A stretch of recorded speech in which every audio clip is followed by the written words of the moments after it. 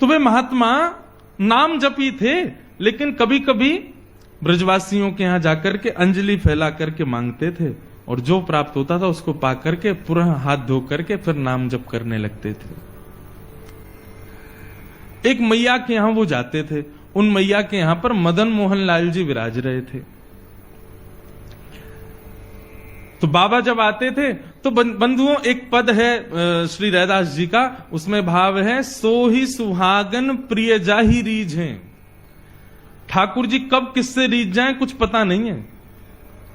जैसे ही वो बाबा नित्य अंजलि फैला करके प्रसादी मांगने के लिए आते तो भीतर बैठे मैया के घर में मदन मोहन लाल जी उन पर रीझ गए, और ठाकुर जी के मन में भाव आया, इनको नाम निष्ठा तो बहुत है, लेकिन इनको मेरी सेवा और दर्शन में ज्यादा निष्ठा नहीं है। लेकिन नाम निष्ठा इतनी सुंदर है कि उससे ठाकुर जी प्रसन्न होकर कि अब उनको अपने दर्शन की सेवा, दर्शन की निष्ठा उनके हृदय में प्रकट करना चाहते हैं। तो ठाकुर जी ने क्या किया, वो मैया रात्रि में जैसे ही ठाकुर जी को शयन करा करके सोई तो ठाकुर जी स्वप्न में प्रकट हो गए और मैया से बोले, मैया तेरे यहां वो जो बाबा आवे ना मधुकरी मांगवे, बोले हाँ, कल को जब वो भिक्षा मांगवे आवे ना तो तू मोए जाके दे दियो बाकी गोद में। मैया तो रोने लगी, बोले क्यों, मेरी सेवा में कोई कमी जो आप बाबा के पास जानो चाहो? बोले ना मैया, आपकी सेवा से मैं बड़ो प्रसन्न हूं, लेकिन अब आप थोड़े दिन की और रह गई हो, कछु दिना में आप चली जाओगी, फिर मेरी सेवा कौन करेगा? या हमारे मैं तो अपनी व्यवस्था कर रहा हूं, वह बाबा को जाके मुंह को कल दे दियो, अब मैं वही के पास रहूंगा। रात भर मैया रोई बेचारी, लेकिन ठाकुर जी की आज्ञा उसने मानी। दूसरे दिन जब संत पधारे तो कहा, मैया भिक्षा दो, कुछ मधुकरी प्रसादी दो। मैया भीतर से अपने ठाकुर जी लेके आई, बाबा की गोद में धर दिए, ले बाबा भिक्षा। बाबा बोले, हमसे ये सेवा वेवा नहीं होती है ठाकुर जी की, हम तो भैया नाम उपासी हैं, बस नाम जप करना जानते हैं। ये श्रृंगार करना, स्नान कराना, वस्त्र पहनाना और ये 56 भोग धराना, ये राजोपचार हमसे नहीं आता है, हम केवल नामोपचार जानते हैं। आप ठाकुर जी से पुनः निवेदन कर दो, छोटी सी कुटिया में रहता हूं मैं, यहां पे 8 बार भोग लगता होगा, मेरे यहां तो कोई प्रसादी की भी व्यवस्था नहीं है, इनको भूख बहुत लगती है, मैं इनको भोजन नहीं करा पाऊंगा। श्रीनाथ जी में 8 बार भोग आता है, जिसमें से 3 बार का भोग आप सुनकर के आश्चर्य करोगे, उसका नाम है श्रम भोग। क्या नाम है? श्रम भोग का तात्पर्य क्या है? ठाकुर जी को उठते ही पहले लड्डू और दूध का भोग लगता है श्रीनाथ जी को, या माखन मिश्री का भोग लगेगा। लड्डू तो विशेष है, लड्डू, दूध, माखन मिश्री ये सब तो आएगा ही उठते ही। यहां तक कि ऐसा वर्णन है कि श्री नंदलाल पौड़े वह रहे में उठे ही ना है, यशोदा मैया कभी पाम दबावे, कभी हाथ दबावे, ठाकुर जी उठे ही ना, चदरिया ओढ़ ले, मुंह मत उठाओ। तब मैया क्या करे, पात्र में दूध लेके आवे और लाला के सिरहाने पे हाथ रख के लाला सोते भय लाला को उठा के ही मोहते दूध छुपा दे, तब दूध पीते पीते पीते पीते तब ठाकुर जी के नेत्र खुले, तब मैया उनकी आरती करे। ये है मंगला। आज भी श्रीनाथ जी में ठाकुर जी के शयन में ही दूध आ जाता है सुबह सुबह, और जो वहां मुखिया जी हैं वो दूध भोग को उठा के ठाकुर जी के अधर से छुपाएंगे, तब दीप प्रज्वलन वगैरह होंगे कि मतलब अब ठाकुर जी उठ गए, मतलब नींद में ही दूध पी में तब आंख खुले ठाकुर जी की। और श्रम भोग क्या है कि पहले आ गया मंगला भोग, फिर आएगा बाल भोग, और बाल भोग पाने के बाद फिर ठाकुर जी का श्रृंगार होगा, मुकुट धारण किया, माला धारण करी, सब करी, तो फिर कहे में कि भैया अब ठाकुर जी श्रृंगार करावे में थक गए, तो अब इनके लिए भोग लाओ, वो आता है श्रम भोग। बताओ, कपड़ा पहनवे में थक जाएं ये।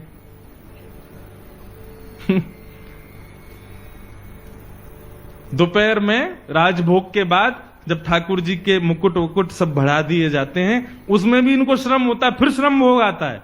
और ठाकुर जी को मुकुट नीचे कियो ना, ने कड़ूला उड़ूला ने बढ़ा दिए हैं, ठाकुर जी को श्रम है गयो, एक और भोग लाओ। कितनों काम है, पेट ही ना भरे इनको।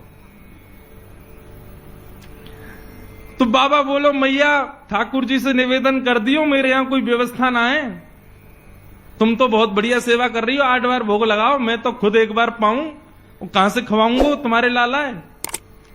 मैया वापस ले गई, ठाकुर जी है, बोले आज रात्रि में निवेदन कर दूंगी। रात में सपने में फिर ठाकुर जी आए, बोले मैया तुमने मुंह को क्यों नहीं दिया। बोले ठाकुर जी मैं तो जानू आप 8 बार भोग लगाओ, इतनी बार आरती करनी पड़े, हर बार इतनी सुंदर सुंदर सामग्री बनानी पड़े, बाबा की यहां इतनी व्यवस्था ना है, आप कैसे रहोगे। ठाकुर जी बोले मैं रह लूंगा, लेकिन रहूंगा अब उन्हीं के पास, आप मुंह को दे दो। बाबा जैसे रखेगो मैं वैसे रह लूंगा, वो रूखी रोटी खवावेगो मैं रूखी रोटी खाऊंगा, लेकिन रहूंगा बाबा के पास। बंधुओं इस भाव से ये पता चलता है हम सबके घर में ठाकुर जी बैठे हैं। कितनी कृपा है ठाकुर जी की। हम बच्चों को भोजन परोसते हैं तो बच्चे नाक मुंह मोड़ ले, मैया में नमक कम है, इसमें नींबू नहीं है, ये नहीं है, वो नहीं है। ठाकुर जी को जैसा दे दो वैसा पा लेते हैं।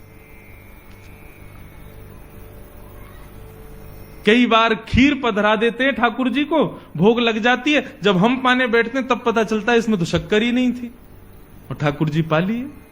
कभी शिकायत नहीं करते, जैसा दे दो वैसा स्वीकार है। कैसे प्रेमी हैं ठाकुर जी।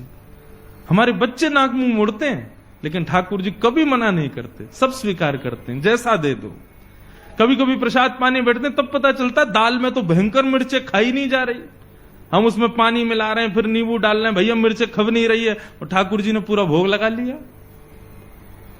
कितने सहज हैं ठाकुर जी। इससे यह समझ आता है कि ठाकुर जी आपके घर में विराज रहे हैं, आप जैसी सेवा करना चाहो उनको सब स्वीकार है, क्योंकि वो आपके हैं। ऐसा प्रेम हम क्यों नहीं करते ठाकुर जी से। हम जैसा ठाकुर जी को वस्त्र पहना दें, जैसा स्नान करा दें। कई लोगों के घरों में जाता हूं, अलमारी में ठाकुर जी बैठे हैं, छोटी सी अलमारी में, बेचारे कभी मना नहीं करते, कभी कुछ नहीं कहते। उनके लिए शयन की कोई अच्छी व्यवस्था नहीं है, उनके लिए बैठने की कोई अच्छी व्यवस्था। कई लोगों के घरों में दर्शन करने जाते हैं, ठाकुर जी के पीछे चुईया बैठी है, बेचारे कभी शिकायत नहीं करते। हमारी शिकायतें खत्म नहीं होती। आप ऐसा क्यों नहीं कर रहे हो, हे नाथ हमारे जीवन में इतने कष्ट क्यों, ऐसा क्यों वैसा क्यों। सदैव हम ठाकुर जी शिकायत ही करते रहते हैं, लेकिन ठाकुर जी कभी नहीं करते। मुझे तो कभी कभी पता है क्या लगता है, ये जो हमारे घर में ठाकुर जी बैठे हैं ना, आप जैसी वस्तु दोगे सब स्वीकार कर लेंगे, कभी शिकायत नहीं करेंगे। क्यों, जब मृत्यु के बाद हम जाएंगे ना ठाकुर जी के पास, और जाकर कहेंगे ठाकुर जी आपने हमारे जीवन में बहुत कष्ट दिए, बहुत विपदाएं दी, बहुत ये दिया। ठाकुर जी बोले तेरी लिस्ट खत्म हो जाए फिर मेरे को देना, मैं लिस्ट निकालूंगा अपनी। वादना चुईया बैठी मेरे सिर पर, कचू कही मैंने, तेने दाल में मिर्च ज्यादा डाली, कचू कही मैंने, वहां नमक कम आओ, बिल्कुल शक्कर नहीं डालो, खीर में तेने ऐसी खा लियो मैंने, कचू कही मैंने। एक दिन जली भई रोटी मुंह को दे दी तेने, मैंने कचू कही। प्रेम से पाए हो ना। तुम सबरो परिवार 3 दिन के लिए ब्याह में चले गए, मुंह को घर में छोड़ गए अकेले, कचू कही मैंने। तो फिर मुझसे शिकायत क्यों। तो कभी कोई मुझे लगता है घर में जो ठाकुर जी बैठे ना, ये सब हिसाब बराबर करने के लिए बैठे हैं, ताकि तुम कोई शिकायत ना कर पाओ उनसे। तो मैया ने बाबा से कही, बाबा वो ठाकुर जी बाबा के यहां कोई व्यवस्था नहीं है। ठाकुर जी बोले मैं रहूंगा वही के पास, चाहे कोई व्यवस्था न हो। बाबा रूखी रोटी खवावे को मैं वही से रह लूंगा, लेकिन अब वही के पास रहूंगा। बड़े महल में रहते हैं ठाकुर जी, मदन मोहन लाल जी, परंतु उस महल को छोड़ करके उस बाबा की कुटिया में आ गए। बाबा ले आए, मैया ने कही बाबा आप जैसे रखोगे रहेंगे, आपके पास ही रहेंगे। ठीक है, हम तो एक बार भोग लगाएंगे बस। बोले सब स्वीकार है, आप जैसे दोगे वैसे स्वीकार है, हमारे ठाकुर जी को ले जाओ। बाबा ले आए, घर में लाए, तो अब तो मधुकरी तो भोग लगाएंगे नहीं ठाकुर जी के लिए, तो बढ़िया आटा दाल चावल सब आएगा। लेकिन बाबा बोले भाई दाल चावल वगैरह हमसे बनाने आते नहीं, आटा ले आओ, भाई को बढ़िया टिक्कर बनाएंगे, ठाकुर जी को भोग लगाएंगे। मैया के यहाँ गए, मैया थोड़ा सा आटा दे दो। आटो लाए, आटे में यमुना जल मिलायो, माड़ के बढ़िया एक टिक्कर बना के कंडा पे सेक करके और ठाकुर जी के सामने पत्तल में पधरा दिए। बोले लाल जी 56 भोग खूब पाए, अब ये रूखी रोटी पाओ। बड़ी जिद करके आए हो, बड़े लड़ झगड़ के आए हो, अब रहो ऐसे ही। ठाकुर जी के सामने टिक्कर रख के और बाबा अपने नाम जप में चले गए। नाम जप करते रहे, 2-3 दिन तक ठाकुर जी टिक्कर पाते रहे। चौथे दिन जैसे ही नाम जप में बाबा बैठे तो अंतः हृदय में ठाकुर जी प्रकट है गए। जैसे ही ठाकुर जी प्रकट हुए, बाबा बोलो ठाकुर जी प्रणाम, आप सुख से विराज रहे हो, कोई कमी तो नहीं है सेवा में? अरे ना बाबा, मुझ को बड़ा बढ़िया लग रहा है, तुम्हारी कुटिया में खूब आनंद आ रहा है, सब कछु बढ़िया है, सब आनंद ते है, बस एक निवेदन करना चाहूं आपसे। बाबा बोले आज्ञा करो। बोले बाबा तुम जो टिक्कर बनाए करो ना, रूखे आटे में तुम यमुना जल मिला करके मार के मुंह को खवाए दो, अब वहां में स्वाद तो कछु रहना है, 3-4 दिन ते तो मैं पा रहा हूं, लेकिन अब मुंह को यूं लग रही है कि कल ते नेक वहां में तुम राम रस मिला दे करो, नमक मिलाए दे करो आटे में, तो नेक खावे में नेक स्वाद आ जाएगा। बाकी सब आनंद है, कोई दिक्कत नहीं। बाबा बोलो ठीक है भैया, आपको बढ़िया टिक्कर पवाएंगे, कल से राम रस लगा देंगे। तो मैया के पास गए, मैया आज आटो दियो, आटे के संग में राम रस और दियो। मैया बोली है गए चट्टपने चालू, चलो आगे आगे देखियो कहा होएगा। अब तो दूसरे दिन आटे में नमक वमक मिला के बढ़िया टिक्कर बना के ठाकुर जी को पवाया। 2-4 दिन ठाकुर जी वैसे ही पाए। चौथे दिन ठाकुर जी फिर प्रकट है गए। बाबा बोले ठाकुर जी सब आनंद, कोई कमी तो नहीं सेवा में? ना बाबा सब आनंद है रो, खूब चकाचक पा रहे हैं हम तो। बस बाबा ने एक बात कह रो। बोले कहा, तुमको मेरी आवाज ने कर्कश लग रही है? बाबा बोले हाँ नेक लग तो रही है कमजोर सी। बोले बाबा वो रूखी रोटी खा खा के मेरो गलो जो है का वहां में रोटी इर्ज गई है। अरे सरकार आपको कष्ट है गए, इर्ज गई समझ गए? इर्ज गई मतलब फंस गई है। तो बाबा बोले आज्ञा करो। बोले मैं तो बस यूं कह रहा हूं कि कल ते नेक घी चुपड़ दोगे वहां में रोटी में, तो नेक वो नेक आसानी तो भीतर चली जाए करेगी। बाबा बोले मतलब अब कल से आटा नमक और घी भी लाना है। अरे बाबा ने बस घी लिए ही हो, या हम घी के बिना मक्खन के बिना तुम कभी ना रहे, आप सब पता है। बाबा बोले ठीक है। दूसरे दिन गए, मैया आज आटो दियो नमक दियो, नेक्स्ट तो घी और दे दियो। मैया बोली ले जाओ प्रेम से पवाओ। अब महाराज आटे में नमक वमक मिला के बढ़िया टिक्कर बना के घी चुपड़ दिया, ठाकुर जी को भोग लगाया। 4-5 दिन ठाकुर जी ने कोई शिकायत नहीं करी। 6 दिन बाद ठाकुर जी फिर प्रकट हुए। बाबा बोले ठाकुर जी अब तो ना इर्ज रही गरे में?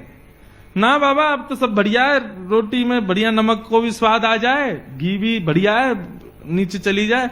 मैं तो बाबा बस यूं कह रहा हूं, कल ते एक आलू और ले आया करो, वह आलू भूंज के वहां में नमक मिर्च डाल के बाकी चटनी बना करके बाबा और धर दे करो संग में। बाबा ने उठाए ठाकुर जी और लेके गए मैया के पास। बोले धरो या अपने पास ही। अरे अभी आटो आयो, नमक आयो, घी आयो, ये तो 56 भोग ले आएंगे कल को घर में, कहां भजन करूंगा मैं। जैसे ही मैया की गोद में दिए ठाकुर जी प्रकट है गए और बाबा के गले से लग गए।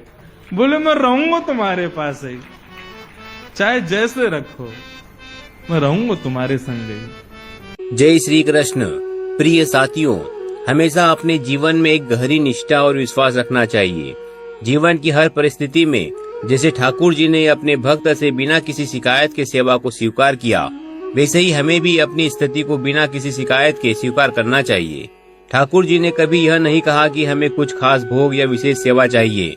उन्हें जैसा मिलता है उसी में संतुष्ट रहते हैं। हमारे जीवन में भी कई बार हमारी उम्मीदें टूटती है, कष्ट आते हैं, लेकिन हमें इसे सकारात्मक रूप में स्वीकार करना चाहिए। जैसे ठाकुर जी ने हर प्रकार की सेवा को बिना किसी शिकायत के स्वीकार किया, वैसे ही हम भी अपनी परिस्थिति को बिना शिकायत के अपनाएं। यदि ठाकुर जी की तरह हम भी अपने जीवन के हर पल को शांति और संतुष्टि से जीने की कोशिश करें, तो जीवन सरल और खुशहाल बन जाएगा। किसी भी कठिनाई में धैर्य बनाए रखें और विश्वास रखें कि सब कुछ हमारे भले के लिए हो रहा है। हमारी निष्ठा और समर्पण ही हमारी असली शक्ति है। हमारा प्रेम और आस्था हमें जीवन के हर कदम पर आगे बढ़ने की प्रेरणा देंगे। जय श्री कृष्ण।